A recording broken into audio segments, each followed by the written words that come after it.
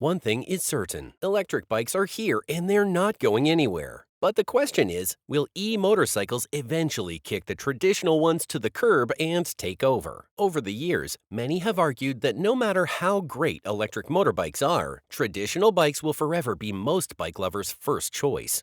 It's believed that many wouldn't want to give up the deep rumble of their traditional motorcycles or the extensive range it provides. But it looks like the tides are now changing, and the younger generation would rather go for the motorcycle that would aid the Earth's sustainability. Now we could join the long debate and tell you whether e-motorcycles will take over or not based on our personal views. But let's not do that. Let's go through the details, and a good place to start is the very beginning. The story of electric motorcycles started in 1895 when Ogden Bolton Jr. patented the electric bicycle. Then in 1896, during the Stanley Cycle Show in London, manufacturer Humber presented something more advanced, an electric tandem bicycle with a battery. It was powered by a bank of storage batteries and the motor was placed in front of the rear wheel. Speed control was by a resistance that was situated across the handlebars. This electric bicycle was mainly intended for racetrack use, but with not many others to compete with, it didn't achieve this. Like every other product, other engineers began to research ways to take the innovation a step further, and in 1911 a bigger upgrade was unveiled. The October issue of Popular Mechanics of that year revealed an electric motorcycle with a range of 121 kilometers to 160 kilometers. But people were still warming up to gas-powered bikes that had more to offer at the time, so the electric motorcycle remained in the background. In 1919, Rensomes, Sims, and Jeffries showcased their own version of the electric motorcycle. Then, in 1936, the Lemaitre brothers founded Socovel, an electric motorcycle company in Brussels. Due to the fuel rationing of the war that started soon after, they were able to find some degree of success. However, they had to quit production of the electric bikes and switch to conventional models when World War II ended because fuel was back in the market. Fast forward to the early 1970s, when Mike Corbin designed the Corbin electric commuter motorcycle that changed the trajectory of things. The bike had been quite impressive and critically appraised that he was motivated to do something better. So in 1974, Corbin's Quicksilver, which set a speed record of 266.165 kilometers per hour, was launched. The motorcycle used a 24-volt electric starter motor from a Douglas A-4B fighter plane. In 2006, Vectrix, an electric motorcycle company, introduced the first commercially available high-performance electric scooter, the VX1, with the hopes that it'd gain all it had invested in no time.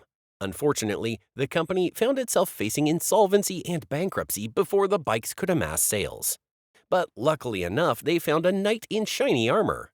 Peak Battery Group acquired the company in 2009 and expanded its product lines, offering the VX2 among several others.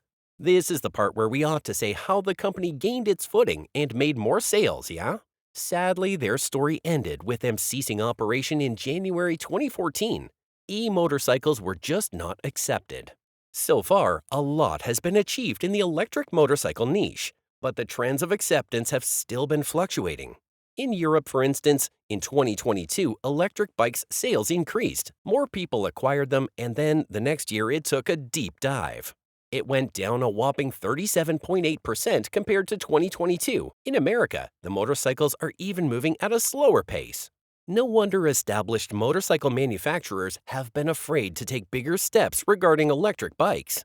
There are too many uncertainties regarding the future of e-motorcycles. However, they're taking steps and, in time, it might have a bigger impact. In 2024, for instance, BMW has launched a second electric runabout, the CEO2, that has unique features that appeals to the younger generation. Kawasaki has also unveiled a pair of 125 equivalent electric motorcycles. Top players like Honda, Piaggio, and Yamaha now also offer electric scooters. But only Harley-Davidson has taken a huge leap by offering bigger bikes that are battery-powered through its sub-brand Livewire. However, we can't take a glimpse of the e-motorcycle by looking at these established manufacturers alone. There are now several specialist electric startups like Super Soco, Maving, Zero, Suron, and Energica that have been putting their all into developing the electric machinery from scratch. They believe in the cause and have a strong belief that it will be the next big thing. Their strong belief is evident in their products. An example is the Super Soco CPX. It is currently the biggest selling electric scooter in the UK right now, and it's a 125cc equivalent step-through commuter available in single or twin battery versions. Another one is the Maving RM1. Designed by a team of ex-Triumph staff, the RM1 combines the futuristic powertrain with retro styling. It's a bike that was made strictly for urban use and has a 45 miles per hour top speed, which might not be very impressive, but the team is already working on introducing faster RM1s. So how exactly do electric motorcycles work? This knowledge is crucial if we want to know how it will replace traditional bikes in the end. In the production of an electric motorcycle, two things are required: a battery and a motor. Batteries are just like the fuel tanks of the electric motorcycle. But instead of liters of petrol, they store kilowatt hours of energy within packs of lithium-ion cells. The bigger the battery pack, the more energy it can store, and the longer it will take for a recharge. But bigger packs are more expensive, weigh more, and take longer to recharge. Then the motors, which tend to be placed either within the rear wheel or near the swing arm pivot, drive the rear wheel using a chain or belt. Just like petrol engines, electric motors can be air-cooled. This is a simpler, cheaper, and lighter option. Or water-cooled. This is heavier and more complex, but it provides better performance. So, how it works is that when you open the throttle, an instruction is sent to what is called a motor controller. In a regular motorcycle, it would be known as a fuel injection system. This decides the power to send from battery to motor. The more power is sent, the harder the motor spins and the faster the motorcycle moves. This method of performance is the same, regardless of the type of electric motorcycles. There are 4 types of e-motorcycle, by the way. There is the single electric motor, the 2-phase electric motor, 3-phase electric motor, and special electric motors. If you need more details about that, you could check them out, but all you need to know is that their performance is similar, which means they have similar pros and cons, which we'd have to take a look at to know the e-motorcycle can stand the test of time. When environmentalists go on about the benefits of the electric vehicles, cars, bikes, whatever, you might find it hard to see any flaw, and you'd wish the world-polluting vehicles are taken off the roads immediately. However, there are flaws that should be checked to make sure the bike is a really good choice for all. But before we go into the cons, let's discuss the pros. The very first and maybe the biggest advantage of an electric motorcycle is its being environmentally friendly. These motorcycles don't emit any harmful emissions. These vehicles will get around without contributing to smog or carbon emissions. You might argue that the electricity used comes from power plants that produce NMPH emissions, but it's nothing compared to the emissions of ICE bikes and the petroleum industry that fuels it. In fact, some batteries are fueled using solar or wind energy, in which there are no harmful emissions. This is the reason it's a perfect choice for those looking to reduce their carbon footprint. The bikes are also energy efficient. Due to its being powered by lithium-ion batteries, energy is easily conserved because these batteries use lesser energy. It's also impressive that the batteries can be recycled and reused. This decreases the impact disposal of batteries usually has on the environment. It also further reduces the environmental footprint of electric vehicles. Another good thing about these electric bikes is how simple it is to use. Just turn it on, twist the throttle, and you're on your way. For this bike, you can reach top speeds without shifting gears or any other complex actions that come with manual transmissions on fuel-powered motorcycles. E-bikes are also often more lightweight when compared to traditional bikes, so you get to your destination feeling cheerful instead of being all tired and sweaty.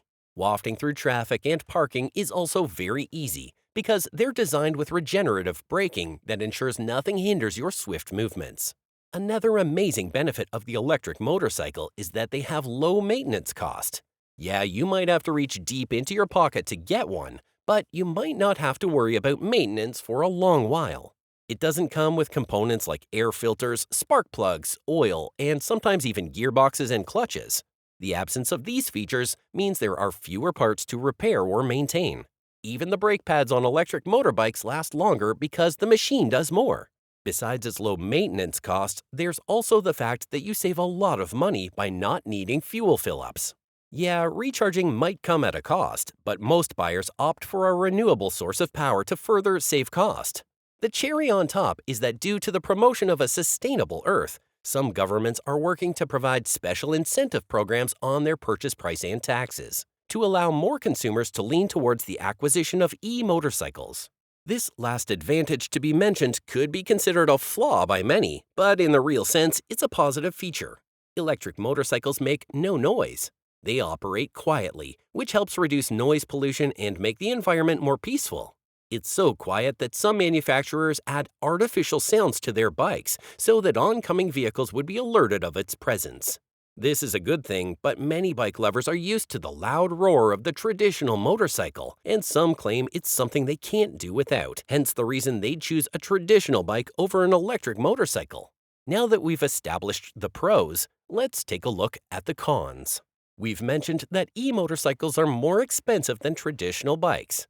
Although the vehicle is not composed of many features, the ones used are quite expensive, making the overall cost pricey. However, it's mostly a one-off thing. After paying heftily for the bike, maintenance and others come at a lower cost. Another issue with the e-bike, in fact any electric vehicle at large, is the range. The limited range is obvious in motorcycles because their smaller structure doesn't allow for more batteries to be used. Typically, vehicles perform better at consistent highway speeds than in a situation where they have to stop several times, say in city conditions. But this is not the case with electric motorcycles. They struggle with reduced aerodynamics at highway speeds and lack regenerative braking that would help refill the battery.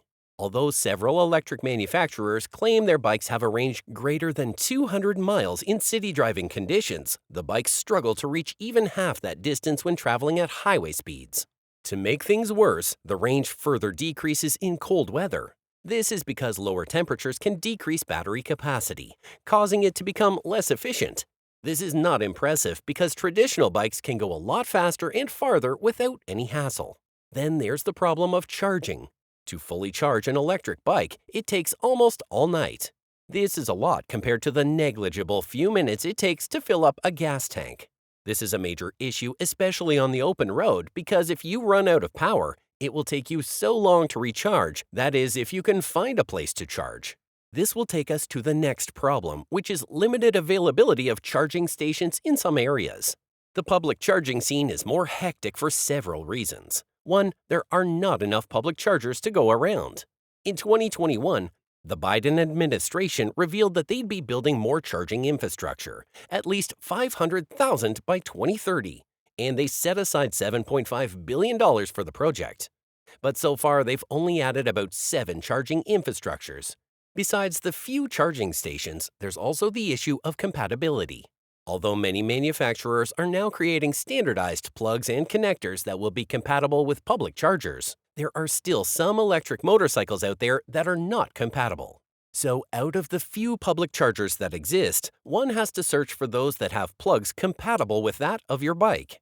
Then there's the fact that the public charging stations malfunction from time to time. This is not surprising because a good majority of the few users don't have the resources to charge at home. So the few public chargers are constantly overused. Now imagine your motorcycle is low on juice and you get to the station but the charger isn't working. Not a pretty thought. Weighing the pros and cons, the electric motorcycle still shows great potential because the flaws can be fixed. For instance, the advancement of technology can lead to more reliable batteries that would have a better range, and this would put the e-motorcycles on par with traditional bikes in terms of range. However, traditional bikes can never offer some of the advantages of the electric motorcycle. Let's take a look at the top 3 electronic motorcycles for 2024. We'll start with the Ather 450X. It's currently available in 2 variants, one that comes with a 2.9 kilowatt-hour battery and the other that comes with a 3.7 kilowatt-hour battery. The 450X is powered by a PMS motor that can generate a power of 3 kilowatts and a peak power of 6.4 kilowatts. The torque output is 26 Newton meters and the scooter boasts a top speed of 90 kilometers per hour. The 2.9 kilowatt-hour variant can provide a range of 111 kilometers, while the other can provide a range of 146 kilometers. It takes less time for the 3.7 kilowatt-hour variant to get charged, about 5 hours and 45 minutes. The other takes over 8 hours. The suspension consists of a telescopic front fork and a monoshock unit in the rear, and it uses a combined braking system that allows regenerative braking. The 450X is packed with features. It has a 7-inch capacitive touchscreen console, 4G LTE connectivity, Bluetooth functionality, a customization option, auto-off turn indicators, location tracking, 5 different riding modes, and several others. However, this next bike is its senior, the Ultraviolet F77. The Ultraviolet F77 comes in 3 variants and 4 colors. Its youthful and distinct design features a bodywork loaded with cuts and creases for aerodynamics. It also has appendages on both sides that serve as crash guards and improve the downforce of the ride. Powering the bike is a 29 kilowatt motor with a 10.3 kilowatt-hour battery. The F77 Recon variant boasts a range of 307 kilometers and a top speed of 147 kilometers per hour. Its suspension hardware includes preload adjustable front forks and monoshock, while the braking duties are handled by a single front and rear disc with dual-channel ABS. Its features include LED illumination, ride modes, a TFT screen with Bluetooth connectivity, adaptive dash lighting, vehicle locator and geofencing, and smartphone compatibility. It also gets shock and crash alerts, BMS with 5-level safety, ride history and analytics, auto headlight, and emergency contact access. Yeah, the bike is incredible, but hear what we have to say about Zero SRF. This bike could be considered every e-bike lover's dream. You should know that Zero Motorcycles have been churning out impressive electric motorcycles since 2006, and the SRF is not any different. This bike is a complete stunner. The Z-Force 7510 air-cooled is powered by a 15.2 kilowatt-hour battery, 17.3 kilowatt-hour max capacity to put 110 horsepower on tap. These bikes have impressive features, don't you think? But do you think they can replace the traditional Hondas, Yamahas, and Suzukis in the market? Kindly let us know in the comments section below. Thank you for watching. Don't forget to like, share, and subscribe. See you in the next video.